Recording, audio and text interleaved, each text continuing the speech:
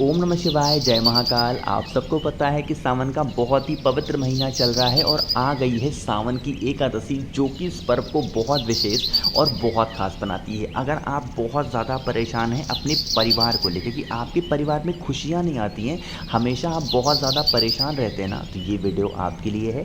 पूज्य गुरु जी की कथा से सुन के बहुत अच्छे से बताऊँगा। बस कुछ नहीं करना है आपको, काली मिर्च, काला तिल थोड़ा थोड़ा लेना है। छोटा सा उपाय करके देखिएगा, आपके घर की जितनी भी समस्याएं होंगी वो ख़त्म होंगी, आपका पूरा परिवार हमेशा खुश रहेगा। लेकिन उससे पहले आपको बता दूं, इस पूरी वीडियो में एकादशी पे करने वाले 4 बहुत ही प्यारे से उपाय की बात इस पूरी वीडियो में हम लोग करेंगे। ठीक है, चलो सबसे पहले हम लोग उपाय की बात करते हैं, जो कि मैंने स्क्रीन पर लिख रखा था। देखो, इस बार की जो सावन की एकादशी है वो किस दिन पड़ रही है? शनिवार के दिन। ठीक है, इससे सुंदर संयोग नहीं बन सकता।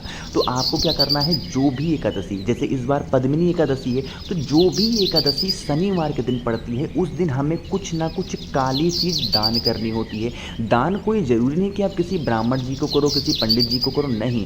जो भी ज़रूरतमंद हो ना, उनको शनिवार के दिन अगर एकादशी पड़ जाए तो कोई भी काली चीज़ दान करना चाहिए उसके ज़रूरत की। चाहे तो काला तिल दान कर दो। अगर आपको थोड़ी सस्ती चीज़ें चाहिए तो मार्केट में काला उड़द मिलती है, उड़द की दाल मिलती है नहीं, काली वाली, वो भी आप दान कर सकते हो। या फिर जो भी उस व्यक्ति को ज़रूरत की सामानें हो, आपको उसको पद्मिनी एकादशी अगर शनिवार के दिन पड़ जाती है तो दान ज़रूर करना चाहिए। कहोगे भैया अब इससे करने से क्या होगा? इससे क्या होगा, जो हमारे पितृ होते हैं ना, वो बहुत ज़्यादा खुश होंगे। और अगर आपके पितृ खुश हो जाएंगे ना, तो आपके परिवार में ना कभी कोई संकट आ ही नहीं सकता। वरना आप कितनी भी पूजा पाठ कर लो, अगर आपके पितृ खुश नहीं है ना, तो आपके परिवार में हमेशा बहुत ज़्यादा दुख दर्द हमेशा बना रहता है। इसीलिए पितरों को खुश करना बहुत ज़रूरी होता है। समझ में आई क्या बात मेरी? तो शनिवार है, वो भी एकादशी का दिन है, तो काली चीज़ का दान ज़रूर करिएगा। वो कुछ भी हो सकता है, काली चीज़, कोई ज़रूरत, कोई भी, मतलब ऐसा नहीं कि ये नहीं हो सकता, वो नहीं, कोई भी कर सकते हो। ठीक है, चलो अब यहाँ पर बात करते हैं हम लोग अब अपने असली उपाय की, जो कि है हमारा दूसरा उपाय। कहोगे भैया इसको करने से क्या होगा?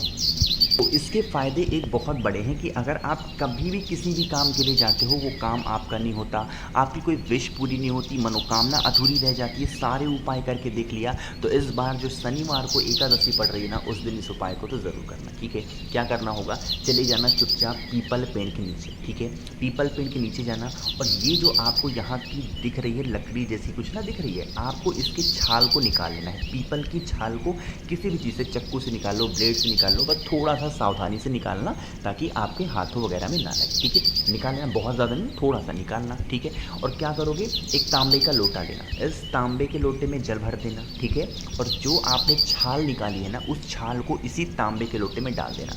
इस तांबे के लोटे को 30 मिनट तक, कहने का मतलब है आधे घंटे तक ऐसे का ऐसा ही छोड़ देना। ठीक है, पड़ा रहे। उसके बाद आधे घंटे के बाद जो आपने इस कलश के अंदर पीपल के छाल को डाला था उसको निकाल लेना। निकालने के बाद आपके घर में अगर कोई सिलबट्टा हो, कुछ पीसने वाली मशीन हो, कुछ कूटने वाला हो, तो आपको अच्छे तरीके से उसको पीस करके पेस्ट तैयार कर लेना है। पीपल के छाल की पेस्ट तैयार करना, और उसके बाद इस कलश को लेना और उस पेस्ट को लेकर के पहुंच जाओगे महादेव के शिवलिंग के पास। ठीक है, फेस रखना उत्तर दिशा, नॉर्थ डायरेक्शन। इस उपाय को सुबह 10 बजे से पहले कोशिश करिएगा करने के लिए। ठीक है, पहुँचे। अब पहुँचने के बाद क्या करेंगे, जो आपके पास में पीपल के छाल की लेपन है, जिसको आपने पीस करके पेस्ट तैयार किया है, वो महादेव के शिवलिंग के ऊपर लेपन करेंगे। यहाँ पर महादेव का एक बहुत प्यारा सा नाम लेना है, जो कि शनिवार के दिन ज़रूर करना चाहिए, और वो है पिपलेश्वर महादेव का नाम। किसका नाम? पिपलेश्वर महादेव का नाम लेके अच्छे तरीके से लेपन करना। ठीक है, लेपन करना, और एक लोटा शुद्ध जल तांबे के लोटे से, जो लोटा आप अपने घर से लाए हो वही लोटे से श्री शिवाय नमस्तुभ्यम का ध्यान करते हुए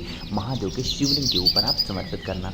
और ये जो आपने लेपन किया हुआ ना, इसके लेपन, जो मतलब चंदन कह सकते हो, या फिर पीपल की छाल का जो चंदन बनाया आपने, उसकी एक बिंदी निकाल करके अपने मस्तक पे लगा लेना, और आप किसी भी काम के लिए चले जाना या फिर अपने घर चले जाना। आपकी जितनी मनोकामनाएं होंगी, जो भी मांगोगे महादेव से, सारी इच्छाएं पूरी होती हैं। इस बार की एकादशी शनिवार को पड़ रही है, तो इस उपाय को ज़रूर करिएगा। इससे सुंदर संयोग सावन के महीने में इस उपाय को करने का हो ही नहीं सकता। समझ नहीं बात मेरी? चलो, तो 2 उपाय की बात हमने यहाँ पर कर ली है।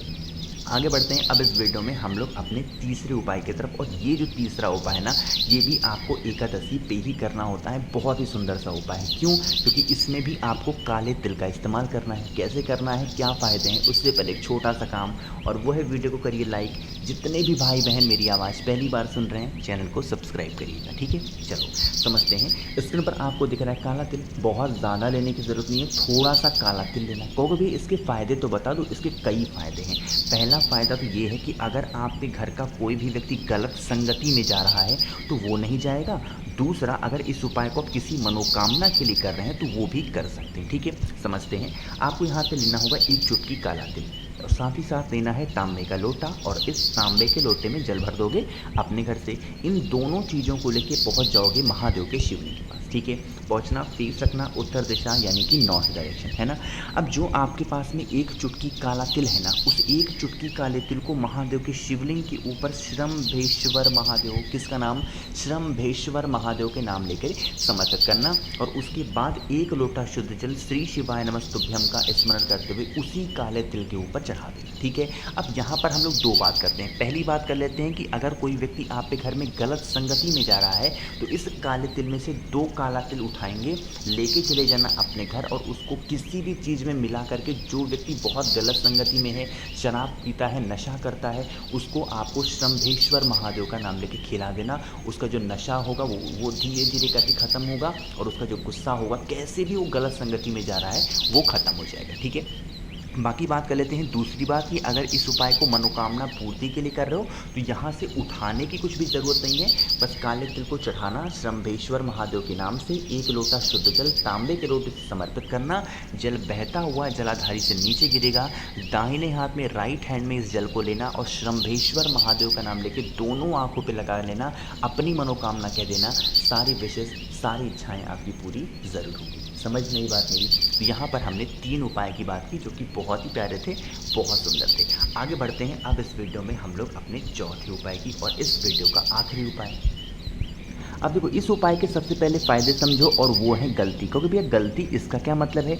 इसका मतलब ये है कि जब भी हम महादेव की पूजन अर्चना करते हैं, पर किसी भी भगवान की पूजन पाठ करते हैं, तो हमारे हाथों से कहीं ना कहीं कुछ दोष हो जाता है, कुछ ना कुछ गलतियाँ पूजन पाठ में हो जाती हैं। मान लो हमने गलत टाइम पे बेलपत्र तोड़ लिया, हमने गलत टाइम पे कोई पत्ता तोड़ लिया, फिर हमने गलत किसी भी तरीके से जाने अनजाने में गलत पूजा पाठ कर लिया, तो हमें बाद में रियलाइज़ होता है कि अरे ये तो हमने गलत कर दिया। उसका पश्चाताप कैसे करें? और उसका कारण होता है कि हमारे घर में लोग बीमार पड़ने लगते हैं, या फिर उससे कोई भगवान क्रोधित हो जाते हैं। तो उनको खुश करने का इससे सुंदर उपाय नहीं मिलेगा आपको, ज़रूर करिएगा, ठीक है। क्या करना होगा? आप चले जाना महादेव के मंदिर में, ठीक है। मेरी बात ध्यान से सुनना, मैं शिवलिंग के पास जाने के लिए नहीं कह रहा हूँ, मैं कह रहा हूँ आप चले जाना महादेव के मंदिर में, ठीक है। महादेव के मंदिर में जाओगे तो जो महादेव का चौखट होता है, अरे होता है कि नहीं होता है, यहाँ पर महादेव के चौखट पर आपको 2 सफ़ेद फूल लेके जाना है, ठीक है। एक सफ़ेद फूल इस भाग में चढ़ाना, दूसरा सफ़ेद फूल इस भाग में चढ़ा देना, ठीक है। और आपको वहीं पर हाथ जोड़ करके महादेव से माफ़ी मांगनी है, विनती कर लेना है कि हमसे जाने अनजाने में ये गलतियाँ हो गई हैं, इस गलतियों के लिए आप हमें क्षमा कर दें। जैसे होता नहीं कि हमने बेलपत्र की डंडी तोड़ ली, कि ज़्यादा बेलपत्र हमें तोड़नी है, डंडी की पूरी खींच ली और उसी में से तोड़ लिया, ठीक है। तो इसका भी दोष लगता है। तो कोई दोष हमें ना लगे, या फिर कभी लग चुका है, उसके लिए महादेव के चौखट पे 2 सफ़ेद फूल समर्पित करना चाहिए और हाथ जोड़ के विनती करना चाहिए। इससे महादेव हमारे सारे दोषों को माफ़ कर देते हैं। उनका नाम ही है भोलेनाथ, तो उनको अगर आप बिल्कुल मना लोगे प्यार से ना 2 सफ़ेद फूलों से, तो महादेव उससे मान जाते हैं और खुश भी बहुत जल्दी होते हैं। समझ में आई बात? अब कोई ज़रूरी नहीं कि ये उपाय आप शनिवार को करो या एकादशी को करो, जब भी आपको लगे कि हमसे गलतियाँ पूजा पाठ में हो गई हैं, तो इस तरीके से काम को कर लिया करिए, ठीक है। चलो, तो इस पूरी वीडियो में हम लोगों ने 4 बहुत ही प्यारे से उपाय की बात की है, जो कि ज़रूर करना चाहिए। मेरी तरफ से, द नेचुरल प्लैनेट फैमिली की तरफ से, सावन की एकादशी की आप सभी को बहुत बहुत शुभकामनाएं। भोले शंकर आप सभी की सारी इच्छाओं को पूरा ज़रूर करेंगे, ठीक है। वीडियो पसंद आई हो तो लाइक करिएगा, कुछ पूछना हो, नहीं समझ में आया, नीचे कमेंट में पूछें, और जितने भी भाई बहन मेरी आवाज़ पहली बार सुन रहे हैं तो चैनल को सब्सक्राइब करिएगा। ओम नमः शिवाय, जय महाकाल।